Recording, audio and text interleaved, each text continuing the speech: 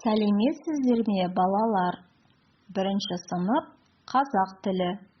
Бүгінгі сабағымыздың тақырыбы дені саудың жаны сау бөлімінен оң қолымда 5 саусақ тақырыбы. Бірінші сабақ. Балалар, осы сабақта қол жеткізетін оқу мақсаттарына назар аударамыз. Мәтіннің тақырыбын иллюстрация арқылы болжау. Шағын мәтіндегі жиі қолданылатын сөздердің мағынасын түсіну. Ендігі кезекте бүгінгі сабақтың оқу мақсатына негізделген бағалау критерийімен таныс болайық. Мәтіннің тақырыбын иллюстрация арқылы болжайды. Шағын мәтіндегі жиі қолданылатын сөздердің мағынасын түсінеді. Балалар, алдымен негізгі жаңа сөздермен таныс болайық. Бірінші тапсырмаға назар аударыңыздар. Тыңда, қайтала, оқы. Тапсырманың орындау қадамдарына да назар аударамыз. Дескриптор. Жаңа сөздерді білеміз. Мәтіннің тақырыбын иллюстрация арқылы болжаймыз. Ал ендеше жаңа сөздермен танысып алайық. Бас, голова, оң, правый, сол, левый, саусақ, палец, оң қол, правая рука, сол қол, левая рука. Сөздерді қайталайық.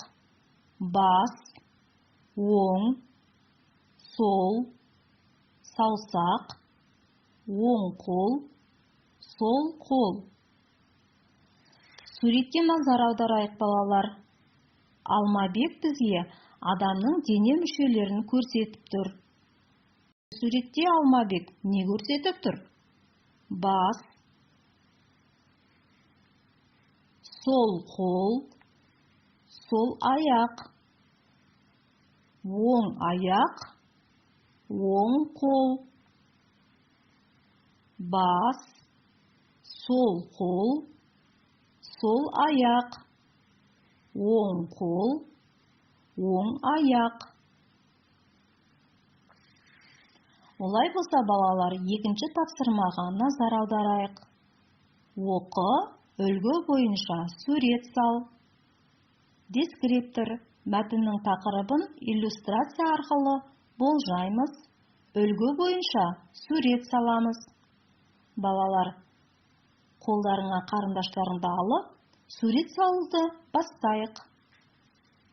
Біз суреттегідей Алмабек көрсетіп тұрғандай, бірінші адамның басын саламыз. Мынау бас. Келесі кезекте адамның құлағын саламыз. Мынау құлақ. Мынау көз.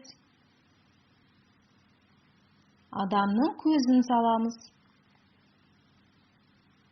Және адамның аузын саламыз. Мынау ауыз. Мынау шаш. Мынау мұрын. Жаңа сөздерді қайталап шығайық. Бас, құлақ, көз, ауыз, шаш, мұрын. Мінекей, балалар, біз адамның суретін салдық. Және бұл дене мүшелерінің қалай аталатынын білдік. Жарайсыңдар, балалар. Ендеше үшінші тапсырмаға көшейік. Тыңда, қайтала, оқы. Енді мен сендерге өлең оқып беремін. Сендер мұқият тыңдаңдар. Дескриптор. Өлеңдегі жиі қолданылатын сөздердің мағынасын түсінеміз. Оң қолымда 5 саусақ. Сол қолымда 5 саусақ. Алақанды ашамыз, 5-ті 5-ке қосамыз.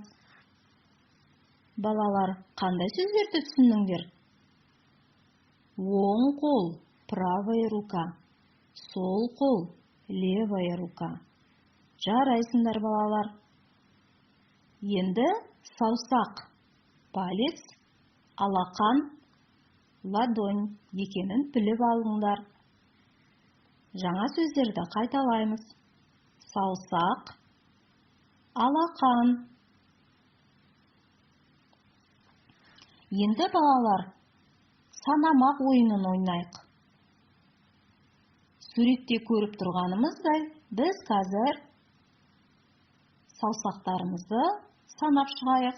Сендер санауды ұмытып қалмадыңдар ма? Бірінші, оң қолдың саусақтарын санап шығамыз. 1, 2, 3, 4, 5. Енді сол қолдың саусақтарын санайық. 6, 7, 8, 9, 10.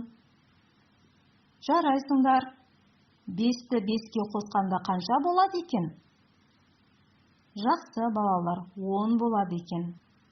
Балалар, енді мына суретке қарай отырып, бүгінгі тақырып бойынша сұрақтарға жауап беріп көрелік. Суретке назар аударамыз. Бұл қай қол? Бұл оң қол. Бұл сол қол. Жарайсыңдар. Оң қолыңда неше саусақ бар?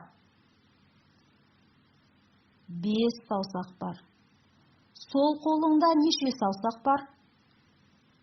5 саусақ бар. Бұл не? Бұл шаш. Мынау не? Мынау бас. Жарайсыңдар, балалар. Дұрыс жауап бердіңдер. Енді балалар, бүгінгі сабақты түсінгендеріңді бас бармақтарымен көрсетсеңдер болады. Егер өте жақсы деп түсінген болсаңыздар, бас бармақты жоғарыға қарай көтересіздер. Жақсы түсінген болсаңыздар, көлденең көтеруге болады. Түсінбеген болсаңыздар, төмен қарай көрсетсеңіздер болады. Жарайсыңдар, балалар. Біз осымен оң қолыңда 5 саусақ тақырыбындағы сабағымызды аяқтаймыз.